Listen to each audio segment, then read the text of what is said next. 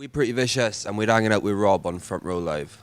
You guys just dropped a new single, These Four Walls, and it's part of the upcoming debut album that I'm super excited about. But tell me a little bit about this single. The single's just about, like going to a gig, having fun, and the venue basically falling down on you. Have you ever watched Vinyl? Do you have Vinyl over here? Yeah. Do you watch that series? Yeah. I like the first scene where the venue just falls down and everyone's just crumbled. That's the idea of the That's song. Yeah, basically that's like the the premise of the song, what yeah. the song is. I mean, we're talking about These Four Walls now as well, man, because we Yeah, are yeah. like 3 singles out. So yeah, These Four Walls. But yeah, it's basically about just having fun, you know, enjoying yourself, going out to a show, sort of reinventing yourself. Like, you know, you can be a different person to who you are. Right. Like when you're watching a live show, you know, when you're watching your favourite band. So, you know, that's the sort of like vibe of the song. So yeah. Now this track is the second track that we've heard off the upcoming debut album. Third track that we've heard. So you know, how different is the upcoming debut album to this track? I mean, the sort of vibe, I mean, no 2 songs sound the same on the album, but like the sort of vibe is about like, you know, youth, obviously the entire album's Being about young. being young and being, you know, rebellious sort of. It's basically like what we grew up with and stuff. And it's like, yeah, but you know, there's themes in the album that we explore and stuff, but These Four Walls, it's sort of like 2 sides to the album. There's the sort of more, you know, like heavy, like raucous side, you know, the rocker songs at These Four Walls and Are You Entertained and Move and stuff. But we've got like a more quiet, not quiet, but sort of like more like Playing with subdued, guns. mellow side. Yeah. It's still rock and stuff, but it's just like, you know, it's more the other side of stuff. Like we had a song called Little Molly, and that's a great song, but it's quiet, you know, it's got piano parts and stuff. I but- couldn't put the album down to one genre really. It's just a big mix of. Well, it's obviously rock, like, but it's just a scale, loads of different scales of rock. Right.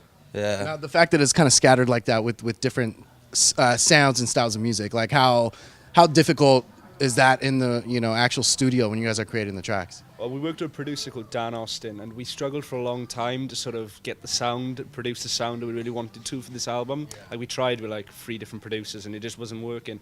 But we started working with Dan, and he sort of understood exactly what we wanted from this album and how we wanted to sort of like make it sound like sonically and stuff, and the themes we wanted to sort of go for. And he captured that really well. So yeah. He was like an extra member.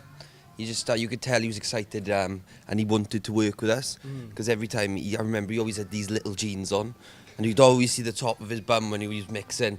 And when he was really into the song, he'd just do this little thing with zips like that, and his trousers just start gradually falling down a bit. I thought they were just going, not in a weird way, like, he's a great guy. Not in a weird way at all. No, it's not weird He at all. just had that little bouncy thing. Like. He's gonna watch this interview or to strangle him.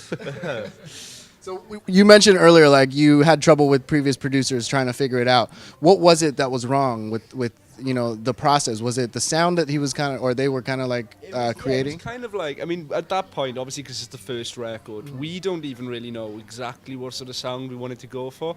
But we just knew that every time we tried it before, like producers get some songs right and some songs wrong. That's the thing with this album; it's not all one sort of sound or theme. So we'd work with producers better with the heavier stuff, but then we'd try and record the softer stuff, and it just wouldn't work, or vice versa. Like we'd work with someone who's really good with the softer stuff, and they couldn't grasp the heavier stuff. And Yeah. but Dan sort of captured both elements of the band and put them together nicely. So, you know, I mean, it's pretty and vicious. Yeah. So, you know, it's both sides like of the that. both sides of the name. You know, so you're gonna capture both. Yeah. But yeah, We always used to do like a couple of like days burst sessions with like some people, and we knew we never went back. Like we worked with so many of them, but with Dan, I think we booked it as we were in the studio. I think we done like 4 days with Dan, and on the 3rd day we just booked it to go back in and do another couple of songs. Yeah. It's just we knew straight away with Dan. Now with Dan, like, what kind of challenges did you guys face while, like, you guys were kind of creating the record? Like, did he kind of push you guys in a certain way that you guys haven't been before? It's like if he listened to the album before we actually showed it to him. It's like he knew what everything should be. He knew us. It was like if he knew, he heard it before he even made it. Like, yeah, he definitely pushed our sound more. I think we were a lot more like raw in a sort of like. I mean, it's still a raw sounding album, but like I'm on about it was more like like messy, raw. yeah, innit? there was less of sort of an identity to it before, whereas now it's sort of got a straight identity to the album, which is what Dan helped us like sort of produce. So yeah. Thank you, Dan. Now, you talked a little bit about a song that has a little bit of keys in it. So, adding the keys to it, how do you continue to keep that Pretty Vicious element in the songwriting? It's only a slight bit of keys. It's just really low under the music, but it's a good impact to it. But I think we only had keys on one song, is it? Two. Two. We have three, actually. Sweet. That's Yeah. on the entire album. Nah, we use a lot of different things, but I mean, the album sounds like pretty vicious. The entire thing sounds like it's you'd listen to a song and you know it's us if you're a fan of the band, or even if you weren't, hopefully you'd know it's us. But it's just a lot of sort of like it's a lot of different things. It's like, you know, we use obviously every song uses guitar. We're a guitar band through and through, but it's like it's nice to sort of like spice it up every now and again, so an album doesn't sound boring. You know, all killer, no filler sort of thing. So yeah. Now, what about the writing process? Do you guys all collaborate with the writing together? The basis of it is sort of Brad's the primary songwriter. He writes the lyrics and stuff, and he comes to us with sort of like a main riff or something, and we all sort of jam it out and make a fully fleshed out song in the studio. And obviously, a lot of the time, you know, like someone else would come up with something and we build from there. But and like we'd all help with say like a lyric or something. But yeah, it's a collaboration. But Brad's the primary songwriter. Right. Now, did you guys kind of notice anything new with Brad this time around with his writing process? Like, how do you feel it kind of evolved from the previous EPs that you guys released? So it's kind of similar. I mean, it's just a case of when we first started making music. You know, he was obviously 17. I was 15 when I joined the band. But and obviously now I'm 20. Everyone else is 22. So it's like it's just a case of everyone's grown up a bit, and the sound is sort of matured, but it still kept the sort of ethos of who we are. Right. We went back and reworked a couple of them for the album as well, didn't we? Yeah, there's a few songs on the album that we've had since we were like 15 and stuff. Wow. But we've sort of like we've recorded like Are You Entertained? That was recorded about 5 times, like 4 different producers. Yeah. So that's obviously gone through the works a lot. But it's just sort of it's still the same song, only the sound is more mature.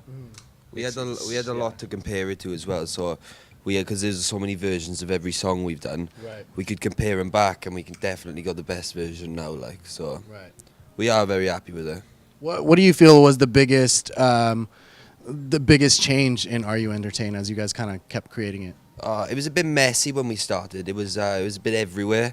Like it was like I think like a minute and 20 before we actually got into a chorus. It was just we kind of like it was really long, and now it was like feels like a song. And We've gotten really good at sort of refining the songs, you know, like getting them down to the sort of point where there's no sort of clutter in a song at all now. There's no sort of filler in a song. Like I said, Are You Entertained? It used to be like 2 minutes of random stuff at the start of the song that we thought sounded cool. It does sound cool, but it's like it's not really necessary. And I mean, if you want to do that sort of stuff, you can sort of do it live. But for the song, and especially for the single, it's like we just sort of refined our sound and refined the songs down to the point where we're like, you know, they're actually where they should be. Right. And as Elliot said earlier, like, because we were so young when we first were like looking at these songs and writing these songs, we didn't understand like, you know, how what fits where and what goes where. So we literally had like songs 6 minute long, like.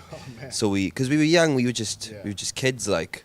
But now being in the industry and like, you know, learning, we learned a lot, and we know when and what needs in a song. So Right. yeah. Was there one specific song on this upcoming album that got recreated multiple times, aside from Are You Entertained? I don't know if that's in the record, but that you guys kind of recreated, and like, why did you guys believe in it so much? Little Molly was done a couple of times. Was that was less so recreated, more the fact that we could never create it in the first place for Little Molly. That's sort of like the long song on the album. That's the most different song on the album, I feel. But that song was just hard to ever create in the first place, and Dan sort of captured it first time because he knew exactly where we wanted to go for when we showed him it live and stuff. And the track move changed as well, didn't it? Oh yeah, all of the tracks have gone through evolutions, like when we were recording and stuff. Like they were definitely different songs when we first wrote them. Right. But and then going through the studio so many times is, as I said, especially like Are You Entertained, we went for like 4 producers, so obviously all of them have had their own touch on it. Yeah. That sort of stayed in the song over time. So every producer's had their sort of mark on the song, but the time I got released, then it's sort of like the best version of the song it could be. But yeah, you guys could like release a remix album of just Are You Entertained? If we released a demo album for the entire album, it'd sound totally different. We could probably put it off as album 2. Wow. That's how much It's they've that changed. big of a change. Yeah. Man. Now, speaking of change in the industry, you guys kind of got picked up early on in your careers, to the point where there was a lot of challenges that you guys kind of had to face. In talking about those challenges, like what made you guys continue to push? Like, even though there was so many, barriers coming at you. we just sort of knew how good of a band we were. You know, we were all obviously close. You know, we're like brothers, but we knew how good of a band we were. And it's just the fact of when you're young in the industry, you know, it's difficult. It is difficult. It's a difficult industry anyway, but especially when you're so young. I mean, for me, it was my first ever job. It still is. I've never worked another job. School. I mean, the original record contract, it was he had to finish school. He couldn't leave. Yeah. So for about 6 months, we could only gig on weekends. Man. Yeah, we had to do. We do a tour, and our tour would just be, say it was like 10 dates. They'd literally take about 2 months to finish. Yeah, I remember when we supported the Manic Street Preachers before in Cardiff Castle. Cardiff's like near where we're from in Wales. And that's they said it was for 10,000 people. But to go to that was in the night.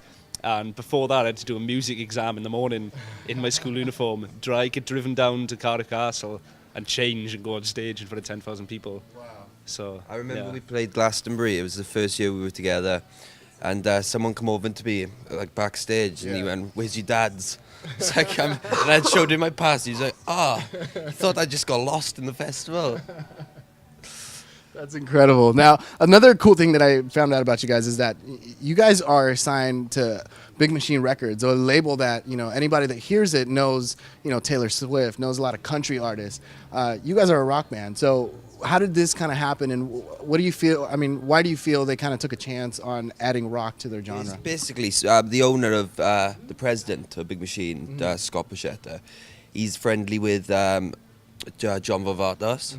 And they've come together to make a rock label. So it's called Big Machine / John Varvatos Records. And they just wanted it. They've only signed rock bands. Yeah. So I think they've got 3 bands now. I think we were the second signing. They've got a band called Badflower and Friday Pilots. Never heard of them.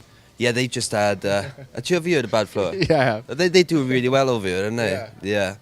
But they just wanted to branch out. I remember speaking to Scott and he said, "I've always wanted a rock band since I've heard the Sex Pistols. I've always wanted, like, you know, punk." And we played a gig the other night, and we were sound checking, and Scott just run in, and John was stood there, and they were like moshing together. It was just crazy. They really want to make rock work, like. Yeah. So I'm excited. Definitely a new venture for you guys as well. So, you know, what can fans expect as far as the debut album? When can we expect the album? Is there a title for it yet? There is a title. I'm not 100% sure if we can reveal the title just yet, but it's out. It's on version 1 right now. Can we say the title? Nope. Nope, there's the answer. The album's called Nope. Yeah, that's a good title. Yeah, good album title, just Nope. Yeah, it's out around about May time, but yeah. And aside from the album, what can fans expect for 2019? Definitely one more single. Okay. And definitely a bunch of touring and a bunch of other cool stuff that we'll be doing throughout the year, but yeah. Awesome, guys. We got a couple of festivals as well in May, haven't we? Yeah, a few more festivals out here in May. We're back out here in April and May doing a few shows and stuff, and yeah, that'll be cool. Okay. And then hopefully a lot more for the rest of the year then. But yeah. Nice. Well, I look forward to that. I look forward to the album, and thanks again for hanging out with me. You guys be sure to check out Pretty Vicious. New album coming out soon, but right now they have a new single called These Four Walls. Check it out, and thanks for watching here on Front Row Live. Thank you.